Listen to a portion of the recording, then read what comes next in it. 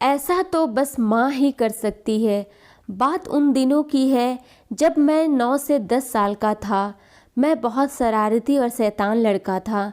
मेरी माँ आज भी कहती है कि शायद ही ऐसा कोई दिन होता जिस दिन 2-3 जगहों से मेरी उल्लाहना नहीं मिलती थी।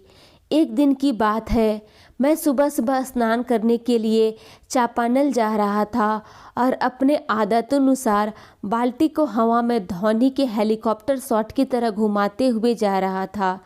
तभी बाल्टी का निचला हिस्सा मेरे पीछे आ रही मेरी माँ के मुंह पर जा लगा और माँ के होठों से खून का फव्वारा फूट पड़ा। माँ चीख कर वहीं बैठ गई और मैं पिटाई के डर से वहाँ से फरार हो गया। दिन भर मैं गांव के एक बगीचे में छिपकर अनजाने में हुई गलती के लिए पछताता रहा। शाम को अंधेरा होने पर मैं गांव में तो चला आया, लेकिन घर नहीं गया। रात में खाने के समय मुझे ना पाकर घर वालों को मेरी चिंता हुई, तो वो मुझे ढूंढने निकले, मगर मैं कहीं ना मिला। और मिलता भी कैसे? मेरे छुपने की जगह माँ के अतिरिक्त कोई नहीं जानता था। अचानक टॉर्च की रोशनी मेरे चेहरे पर पड़ी और मैं पिटाई की कल्पना से सहम गया। वो माँ थी जो टॉर्च लिए मुझे पलंग के नीचे से बाहर निकलने को बोल रही थी। पलंग के नीचे से बाहर आते हुए मैं सोच रहा था कि आज तो छठी का दूध याद आ जाएगा।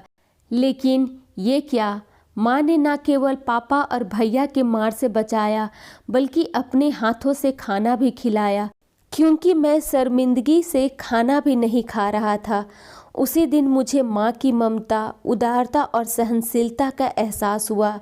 ऐसी ममता और सहनशीलता केवल और केवल माँ में ही हो सकती है।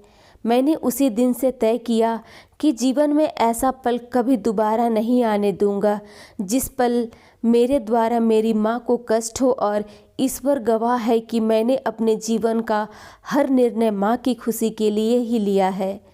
दोस्तों, माँ के ममता का मूल्य तो ईश्वर भी नहीं चुका सकते, फिर हम तो मनुष्य हैं। मुझे आज भी बचपन की वो दिन याद है जब मेरी माँ रात के खाने में गिनकर मिली हुई 5 रोटियों में से 2 रोटी मेरी सुबह के नाश्ते के लिए रख देती थी। आज जब मैं सोचता हूँ कि दिन भर मेहनत करने के बावजूद 3 रोटियों में माँ का पेट कैसे भरता होगा, तो बड़ी ग्लानि होती है। माँ के इस उपकार का बदला शायद मैं 7 जन्मों में भी ना चुका पाऊँ। माँ का यह निस्वार्थ प्रेम ही दुनिया की सबसे बड़ी दौलत है, और बड़े खुशनसीब है वे लोग जिन्हें ये दौलत मिली है। माँ के आंचल के घने छाँव में बैठकर जो सुकून मिलता है, वह दुनिया में कहीं भी नहीं मिल सकता। महाभारत में युधिष्ठिर ने यक्ष के सवालों का जवाब देते हुए कहा था कि धरती से भी बड़ी माँ है। परंतु आज जब मैं जमीन के एक छोटे से टुकड़े के लिए किसी माँ का अनादर देखता हूँ, तो सोचता हूँ कि कितने बदनसीब है वे लोग जो अपनी माँ की ममता और त्याग को भूलकर उनका अपमान करते हैं। कितने अभागे हैं वे लोग जो ज़मीन जायदाद के लिए अपने माँ बाप से मारपीट करते हैं। ऐसे लोगों के लिए तो मैं बस यही कहना चाहूँगा कि किसी भी परिस्थिति में अपने माँ बाप को कभी भी मत रुलाना, वरना उनके आंसुओं का सैलाब तुम्हारे जीवन की खुशियों को बहा ले जाएगा। धन्यवाद।